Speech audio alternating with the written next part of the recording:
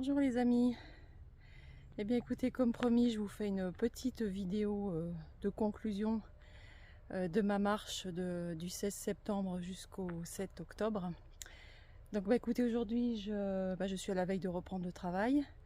Il fait un temps magnifique, donc je profite pour refaire les chemins d'Angély que j'ai présenté dans une vidéo, je crois déjà. Et voilà, je vais vous faire un petit retour tout simple. Je ne vais pas parler de matériel ni quoi que ce soit, plutôt de ressenti. Et puis vous donner mes projets pour l'année 2024. Allez, j'avance un petit peu et on continue, je vous explique tout ça.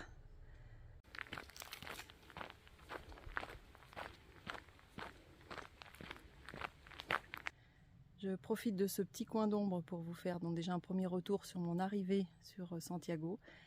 Écoutez, comme je vous l'ai dit, elle a été idyllique avec l'arrivée avant le lever du jour, avec l'étoile du berger, la lune, un calme incroyable sur la place, et vraiment j'ai vécu un moment que je n'oublierai jamais.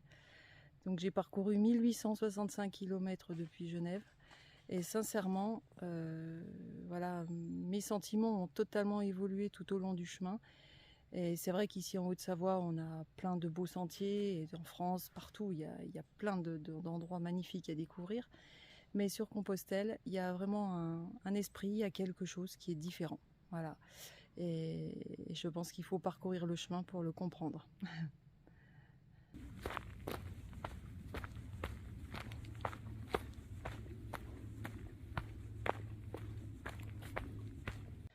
Donc je voudrais faire un petit retour sur les 100 derniers kilomètres du Camino Frances. Donc comme vous l'avez compris, il y a eu énormément de monde.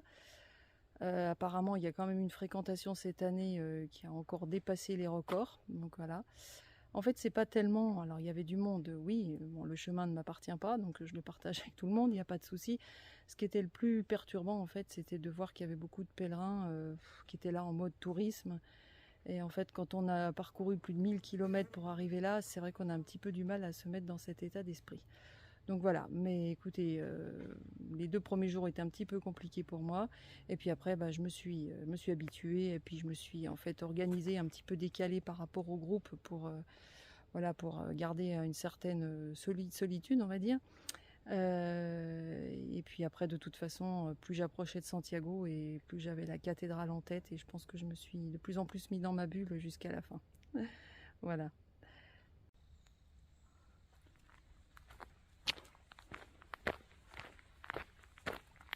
Écoutez, cet après-midi, je suis tranquille, hein. Il est 16 h, je n'ai pas pu venir plus tôt. J'ai croisé 2 personnes depuis tout à l'heure. Je suis tranquille. Ah, c'est pas l'affluence de Sarria jusqu'à Santiago, hein.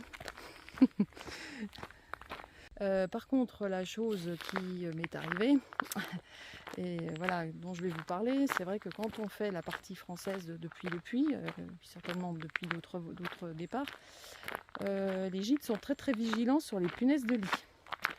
Voilà, et quand on arrive en Espagne, voilà, on monte avec les sacs, il n'y a aucun souci, personne n'en parle. Alors je peux vous dire que je fais partie des victimes des punaises de lit cette année. Je ne vais pas vous montrer les boutons que j'ai sur les bras. Enfin voilà, franchement, je me suis fait manger. Donc là, j'ai appliqué toutes les règles, j'ai lavé mes affaires, mes vêtements sont dans le congélateur.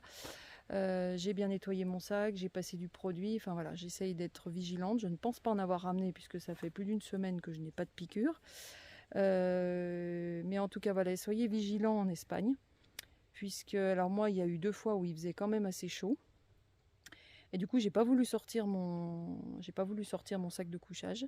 Du coup, j'ai pris que mon drap de soie. Et en fait, j'ai utilisé 2-3 fois les couvertures du gîte. Donc, excusez-moi, j'entends des bruits, mais en fait, il y a plein de châtaignes qui tombent des arbres. Et en fait, je pense que j'aurais jamais dû prendre des couvertures du gîte. Enfin, je pense que j'ai dû me faire piquer par le biais de ces couvertures. Voilà. Donc je voulais quand même vous le dire, parce que c'est vrai qu'en Espagne, plus personne ne vous parle des punaises de lit, alors que du côté du Puy, en tout cas jusqu'à Saint-Jean, c'est un sujet qui est abordé très régulièrement par les hébergeurs.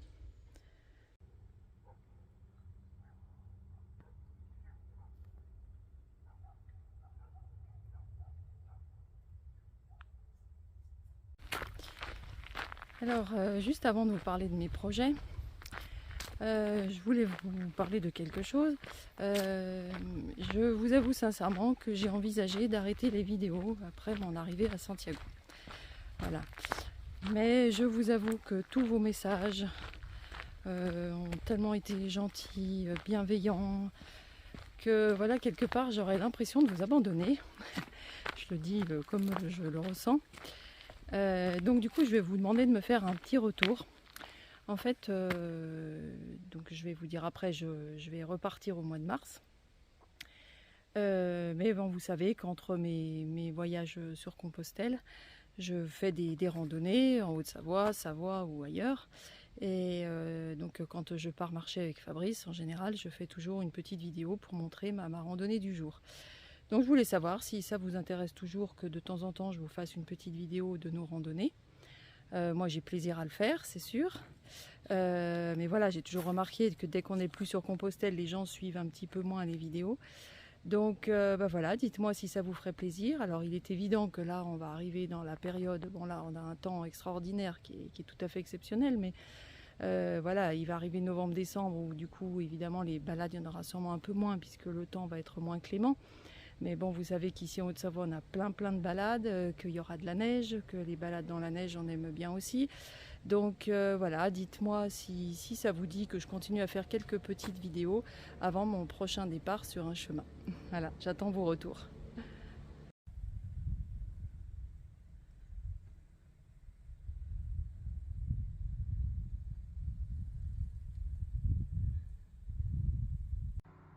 Donc mes projets 2024. Alors, donc ça je le filmerai, c'est sûr.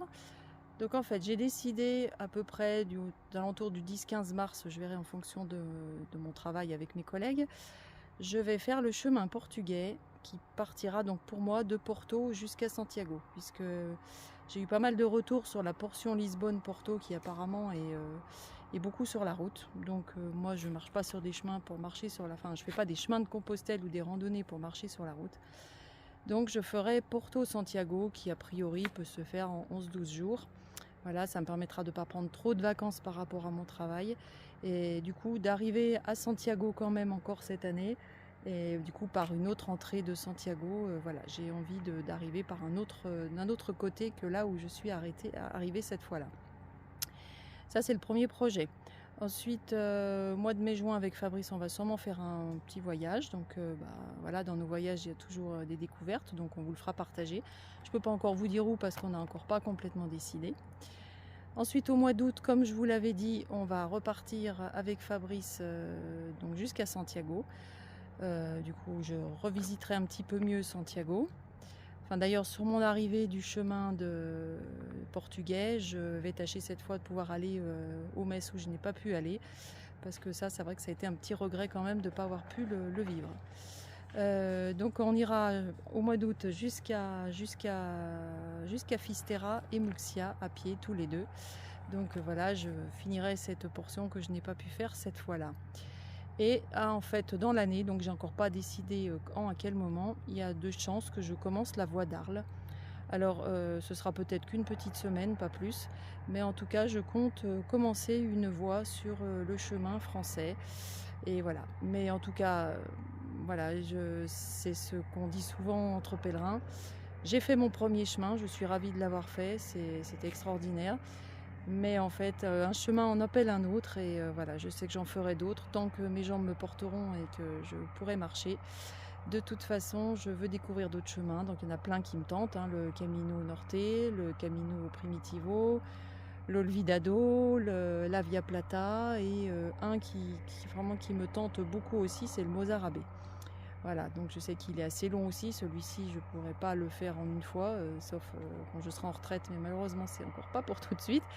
Donc voilà, donc vous voyez des projets j'en ai plein, mais en tout cas je vous ai présenté mes projets 2024 dans lesquels où je vous ferai participer par mes vidéos, ça c'est certain.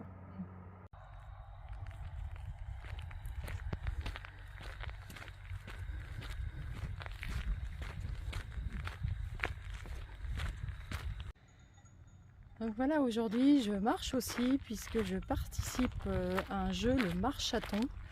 en fait qui rapporte de l'argent à des associations.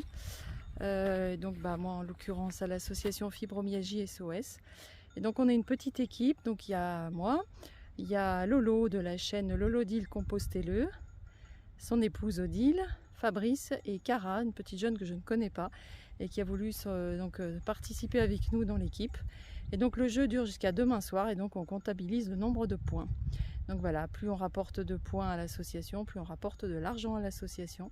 Donc voilà, aujourd'hui je marche non seulement pour garder le rythme de ma marche de toutes ces dernières semaines, mais aussi pour continuer à jouer et à soutenir l'association.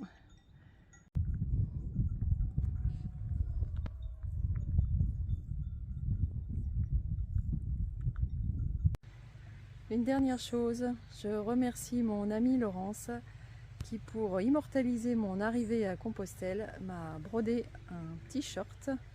Regardez comme il est joli. Loli à Compostelle. Merci beaucoup Laurence.